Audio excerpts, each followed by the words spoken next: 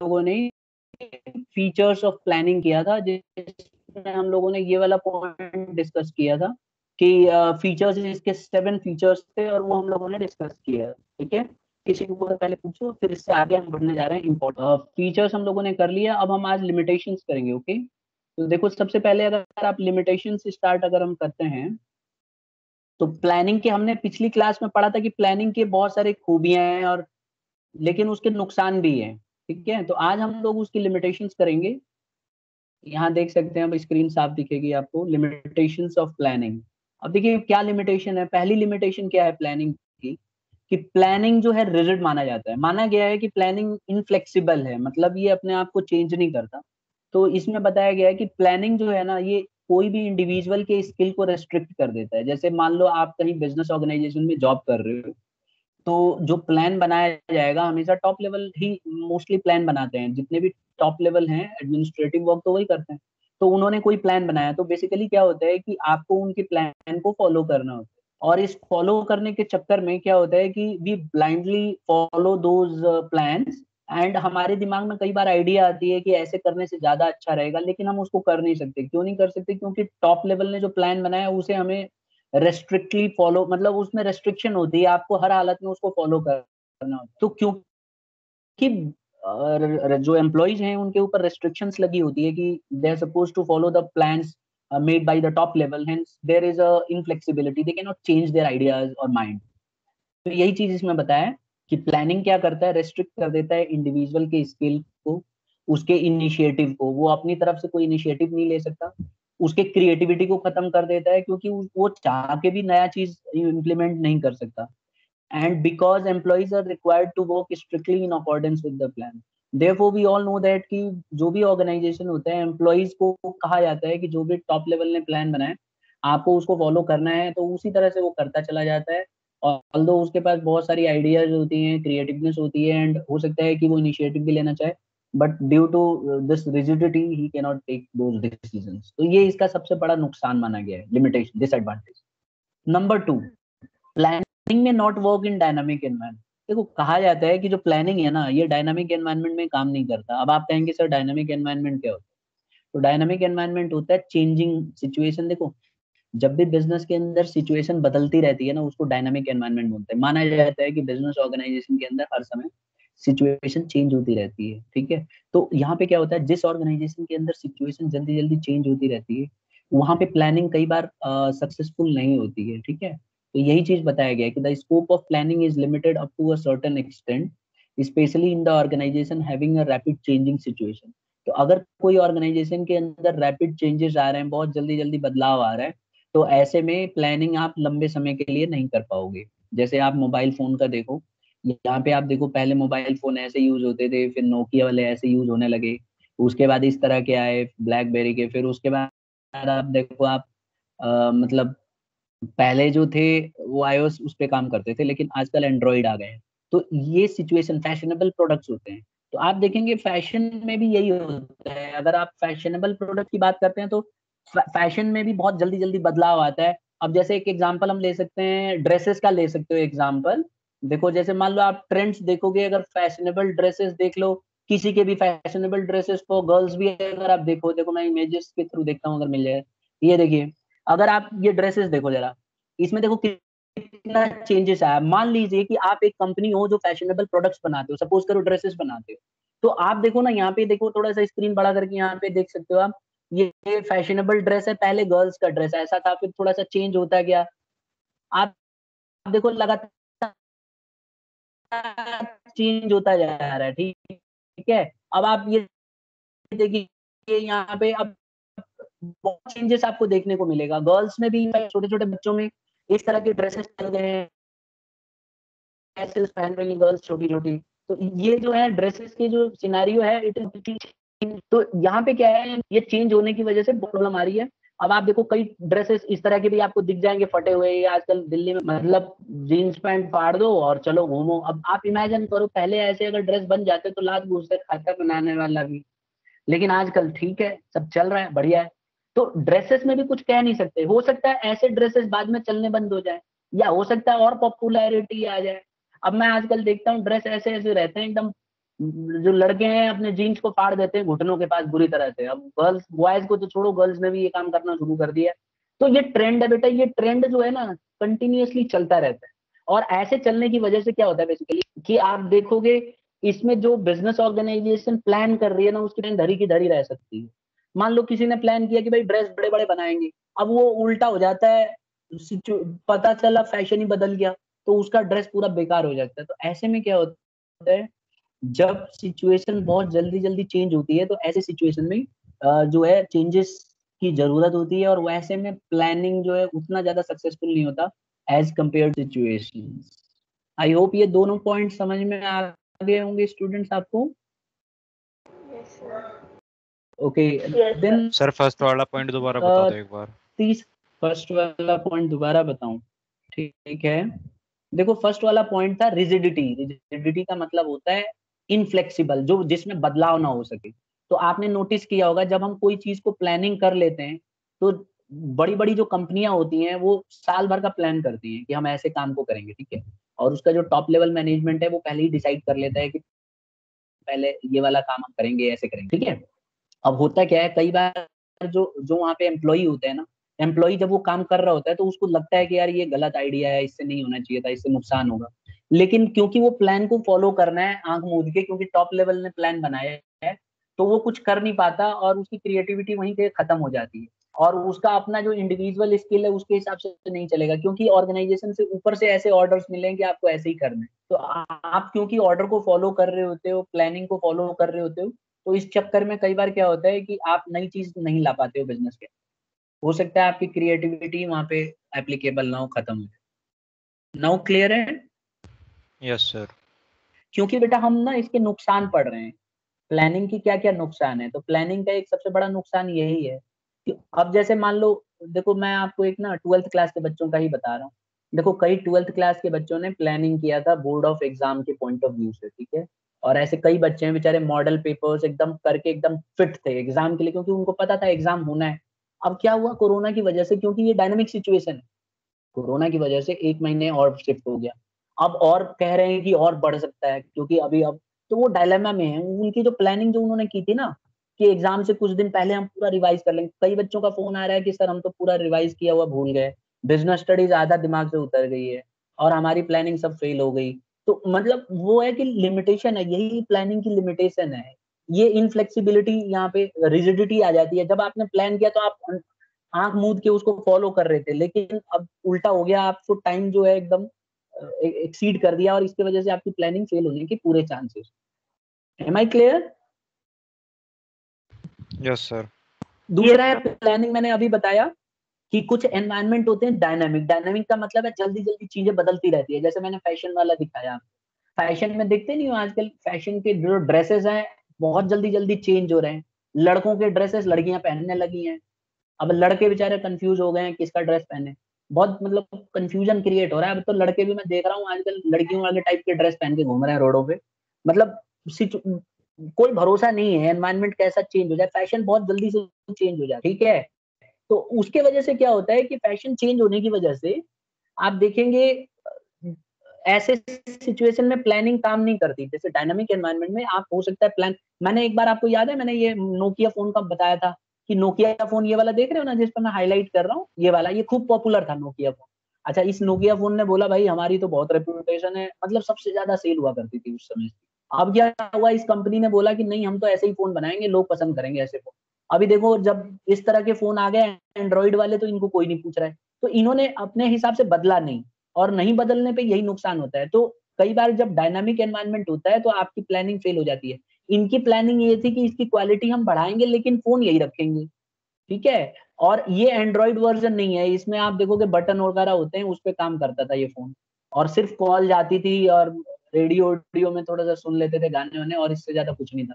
अब आज की डेट में इसको कौन पूछ रहा है, नोकिया की कंपनी का फोन चल ही नहीं रहा है। बाद में नोकिया को मजबूरी में एंड्रॉइड लाना पड़ा, वो भी उतना ज्यादा हिट नहीं हुआ।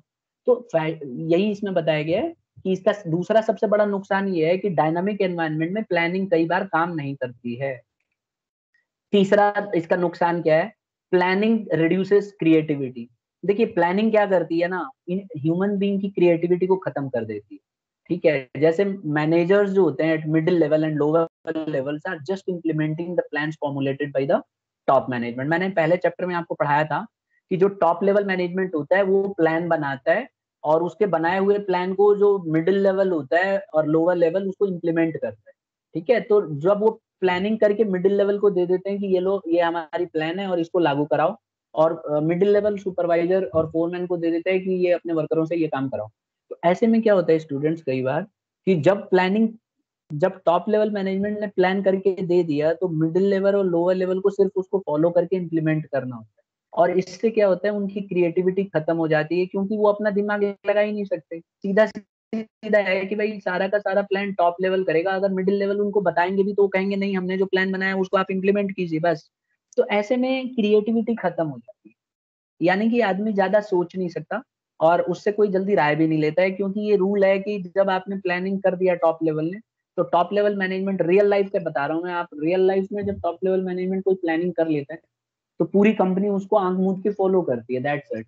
अब उसमें ज्यादा दिमाग लगाया नहीं जा सकता, तो कहा जाता है कि प्लानिंग की वजह से क्रिएटिविटी खत्म हो जाती है। Am I clear? जैसे यस सर। फर्स्ट पॉइंट और थर्ड पॉइंट में क्या फर्क है? बेटा फर्स्ट पॉइंट में फर्क ये है कि आपको खाली ये बताना है कि प्लानिंग ना रिजिड होती है। रिजिड रिजिड का मतलब होता है अड़ियल, आपको बदलने नहीं देती, और जबकि बदलने की जरूरत होनी चाहिए, फ्लेक्सिबिलिटी होनी चाहिए। तो पहला आप लिखते समय बस मेन फोकस आपका ये होना चाहिए कि रिजिड। रिजिड का मतलब है एम्प्लॉय को मौका नहीं देती है कि वो अपने स्किल को यूज कर सके, क्रिएटिव आइडियाज को यूज कर सके। तो आपको जब आंसर लिखोगी तो कुछ इस तरह का आंसर लिखना जिससे ये प्रूव हो कि एकदम सख्त रवैया होता है और इसको बदला नहीं जा सकता है, यानी इनफ्लेक्सिबल है। लेकिन जब ये वाला आंसर आप लिखोगे तो इसमें लिखने का तरीका ये रहेगा कि जो टॉप लेवल मैनेजमेंट प्लानिंग बनाता है उस प्लानिंग को ब्लाइंडली इनको फॉलो करना पड़ता है, और इसके वजह से ये ज्यादा क्रिएटिव नहीं हो पाते। ठीक है, और इनको क्योंकि उसी को फॉलो करना होता है तो ये अपना दिमाग नहीं लगाते और इनके अंदर जो क्रिएटिविटी है वो धीरे धीरे खत्म हो जाती है। मेरी बात समझ रही हैं आप? Yes sir. तो देखो बिजनेस स्टडीज में यही प्रॉब्लम है, कई पॉइंट ना कॉन्ट्रोडिक्ट करने लगते हैं। बस आपको यहाँ पे इसका सबसे बड़ा नुकसान लिखना था, तो वहां पे नुकसान ये है कि रिजिड है, मतलब उसको आंख मूंद के फॉलो करना पड़ता है। और तीसरे पॉइंट में जो है ये है कि ये क्रिएटिविटी को धीरे धीरे खत्म कर देती है। तो ये वाला लिख देना कि टॉप लेवल जब उसको काम देता है तो मिडिल और लोअर लेवल उसको फॉलो करता है, और फॉलो करने के चक्कर में अपने क्रिएटिव आइडियाज नहीं दे पाते हैं, और इस वजह से इनकी क्रिएटिविटी खत्म हो जाती है। फिर चौथा पॉइंट है ह्यूज कॉस्ट। देखो सबको पता है कि प्लानिंग करने में बहुत पैसा लगता है। प्लानिंग माना जाता है कि बहुत ही ज्यादा एक्सपेंसिव भी है और टाइम भी कंज्यूमिंग है। क्यों है टाइम कंज्यूमिंग? क्योंकि जब आप प्लान करते हो ना तो आपको बहुत सारा डेटा कलेक्ट करना पड़ता है, आपको एनालाइज करना पड़ता है। एनालिसिस में क्या होता है कि आपको देखना पड़ता है कि ऐसा करने से ऐसा क्या होगा, हमारा पिछले बार हमने पैसा कितना लगाया तो कितना प्रॉफिट हुआ, और उसको इंटरप्रेट करना होता है। मतलब कहाँ इंटरप्रिटेशन में क्या होता है कि अगर मान लो कोई प्रॉफिट कम हो रहा है हर साल, तो आप देखोगे कि क्यों कम हो रहा है। मान लो एक बहुत बड़ी कंपनी है और हर साल उसको लॉस हो रहा है, तो उसमें एनालिसिस करके देखा जाएगा कि जो लॉस हो रहा है वो किस वजह से हो रहा है, हमने क्या गलती करी जिसकी वजह से लॉस हो रहा है, और लॉस इतना ज्यादा मतलब इसको हम घटा कैसे सकते हैं। तो ये इसको बोलते हैं एनालिसिस करना एंड इंटरप्रिटेशन करना, अंदाजा लगाना कि ऐसे करने से ना होगा। तो यही बताया गया है कि प्लानिंग ना बहुत महंगा माना जाता है। जब आप कोई प्लानिंग करते हो तो आपको बहुत सारे डेटा की जरूरत होती है, और डेटा कलेक्ट करने के लिए आपको बहुत सारे लोगों को जॉब पे रखना पड़ता है और उनको सैलरी देना पड़ता है, तो इसकी वजह से आपको बहुत महंगा पड़ सकता है वो सामान। ठीक है, तो यही बताया गया है। Hence it is not suitable for quick decision as well as for small concern. तो दोनों चीजें बोली हैं कि अगर आपको बहुत जल्दी से फैसले लेने हैं तो प्लानिंग अच्छा नहीं होता है, क्योंकि प्लानिंग के लिए आपको बहुत टाइम लगता है, आपको पहले बहुत सारा डेटा लेना पड़ेगा, फिर उसको एनालाइज करके इंटरप्रिटेशन करना पड़ेगा, तब जाके आप कोई डिसीजन ले सकते हो। तो अगर आप चाहते हो कि बहुत जल्दी से फैसला ले लें तो ऐसे में प्लानिंग काम नहीं करने वाली। और स्मॉल जो कंसर्न्स होते हैं, स्मॉल कंसर्न्स का मतलब है छोटी मोटी बिजनेस, सॉरी, छोटी मोटी बिजनेसेस जो होती है ना स्टूडेंट्स, उनके पास इतना पैसा नहीं होता है कि वो लोग अच्छे से डेटा वोटा को कलेक्ट कर सकें। तो जो बहुत ही छोटी बिजनेसेस हैं वो ज्यादा लंबे प्लान नहीं करते हैं, तो इसीलिए उनको बहुत महंगा पड़ सकता है। तो इन बिजनेस ऑर्गेनाइजेशंस के लिए अच्छा नहीं माना जाता। तो आपको यही लिखना है कि चौथा जो इसका डिसएडवांटेज है कि ये बहुत महंगा पड़ता है और बहुत ज्यादा टाइम खाता है, और इसके लिए हमें लोगों को रखना पड़ता है, उनको सैलरी देना पड़ता है, and it is very costly. I hope समझ में आ गया होगा। किसी को डाउट है तो सर। पूछो। तो आगे बढ़े जाते हैं।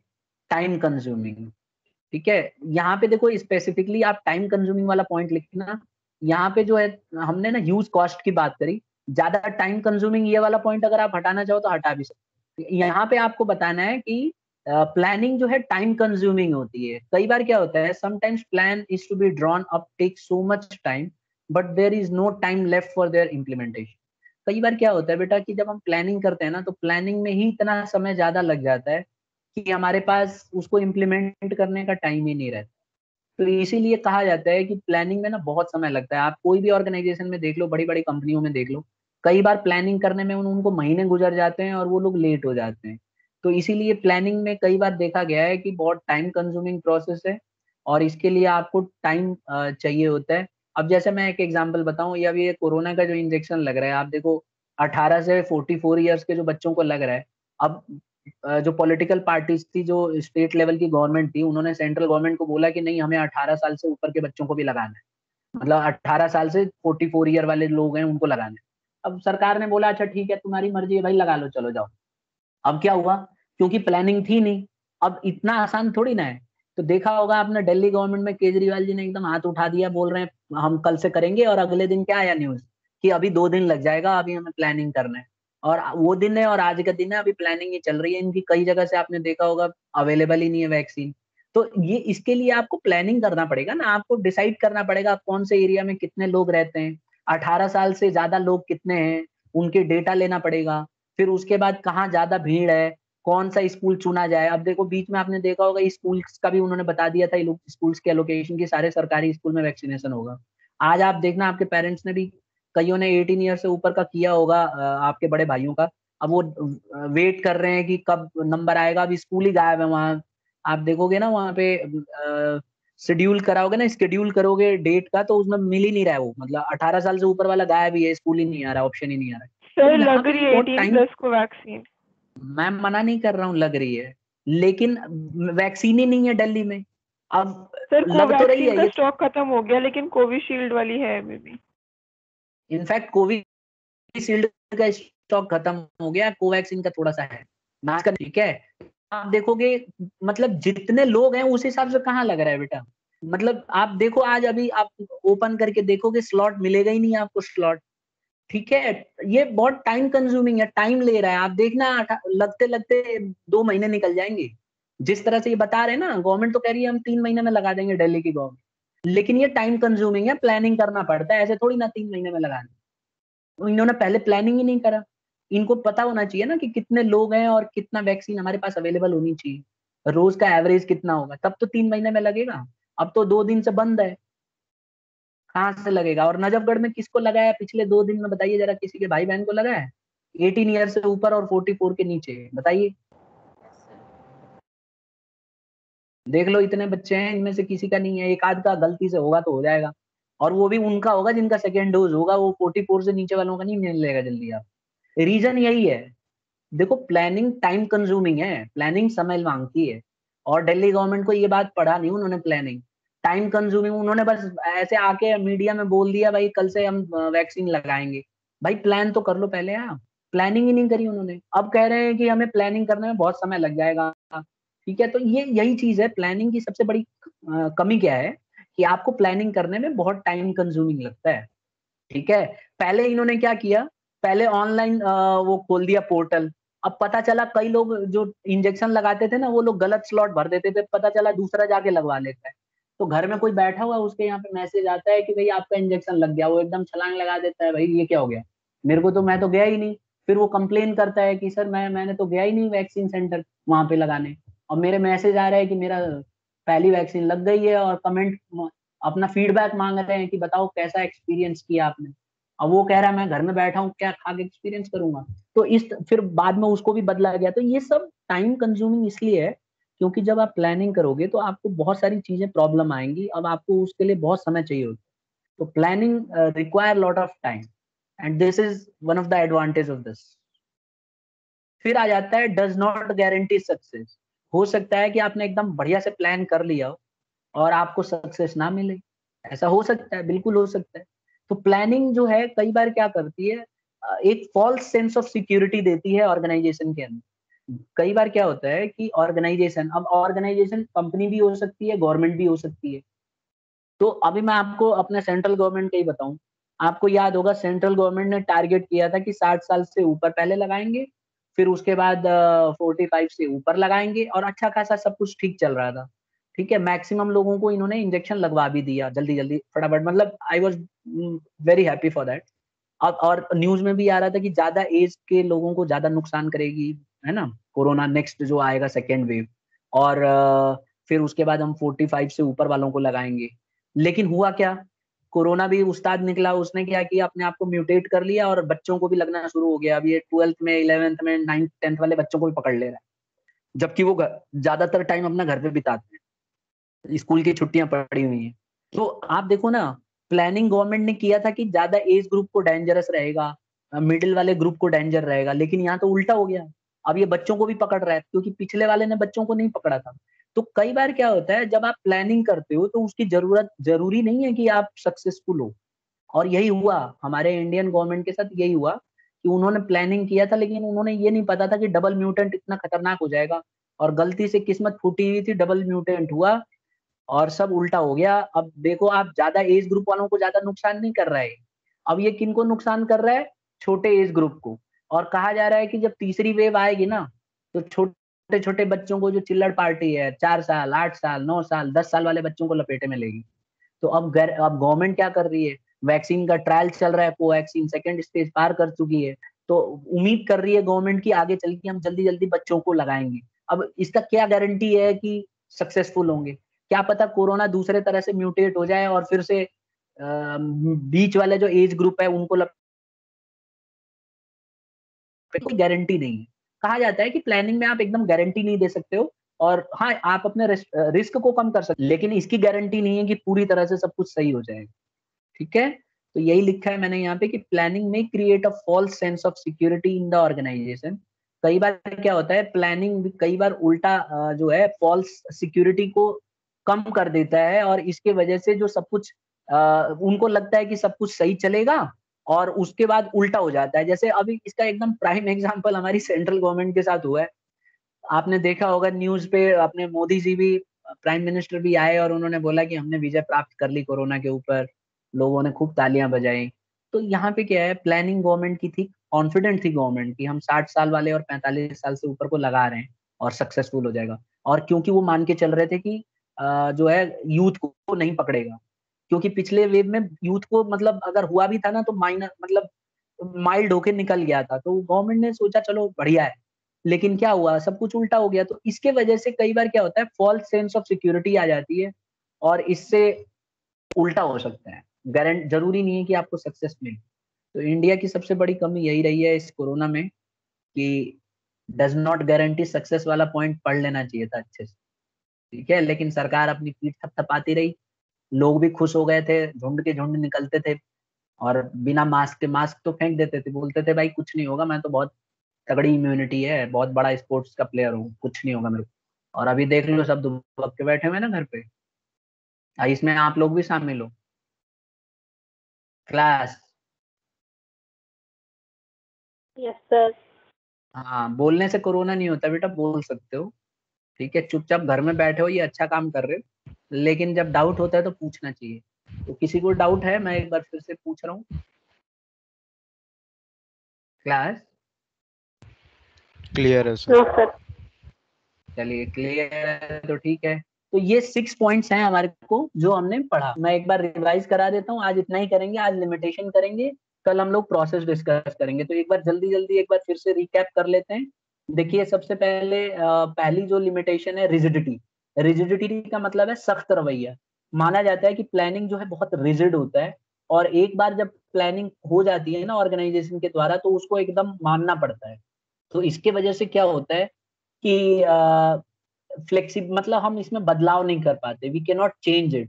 तो यही पॉइंट लिखना, मेन एम्फेसिस आपका ये होना चाहिए कि जब एक बार प्लानिंग हो जाती है तो जो उसके एम्प्लॉइज होते हैं उनको ब्लाइंडली उसको फॉलो करना पड़ता है, और कई बार उनके दिमाग में आइडिया आती है लेकिन उसमें बदलाव नहीं किया जा सकता। तो ये पॉइंट लिखना कि ये इनफ्लेक्सिबल है और इसमें बदलाव नहीं किया जा सकता। दूसरा हमने पढ़ा था may not work in dynamic environment. तो डायनामिक एनवायरनमेंट में हमने पढ़ा था कि एक ऐसा एनवायरनमेंट है जहाँ चेंजेस आते रहते हैं। तो जब बिजनेस ऑर्गेनाइजेशन के अंदर चेंजेस आते हैं तो कई बार प्लानिंग फ्लॉप हो जाती है। जैसे आप देखो यहाँ नोकिया के साथ हुआ, हमने उसका फोटो भी मैंने दिखाया था कि नोकिया के फोन्स ने बोला कि भाई हम लोग जो है अपने आप को बदलाव नहीं करेंगे, हमारा प्रोडक्ट लोगों को बहुत पसंद आ रहा है, छत से गिर जाता है तब भी नहीं टूटता। आपको याद ही होगा ऐसे वाले फोन जल्दी टूटते फूटते नहीं है। इसी उसमें बोल रहे थे कि हम तो ऐसे ही बेचेंगे, लेकिन बाद में क्या हुआ, इनकी प्लानिंग फेल हो गई। तो कई बार डायनेमिक एनवायरनमेंट में आपकी प्लानिंग फेल हो सकती है। तीसरी चीज रिड्यूसेस क्रिएटिविटी। क्रिएटिविटी में बताया गया है कि क्या होता है कि प्लानिंग जब टॉप लेवल के द्वारा बनाया जाता है ना, तो मिडिल लेवल और लोअर लेवल को फॉलो करना पड़ता है। और जब वो फॉलो करते हैं ना तो अपनी राय नहीं रख सकते वो, यानी कि अपने जो आइडियाज हैं वो लोग जो है उसको रख नहीं सकते। इस वजह से उनकी क्रिएटिविटी खत्म हो जाती है या कम हो जाती है। फिर फोर्थ पॉइंट है ह्यूज कॉस्ट। आप देखेंगे ह्यूज कॉस्ट में बताया गया कि ये बहुत महंगा पड़ता है क्योंकि इसके लिए आपको डेटा चाहिए।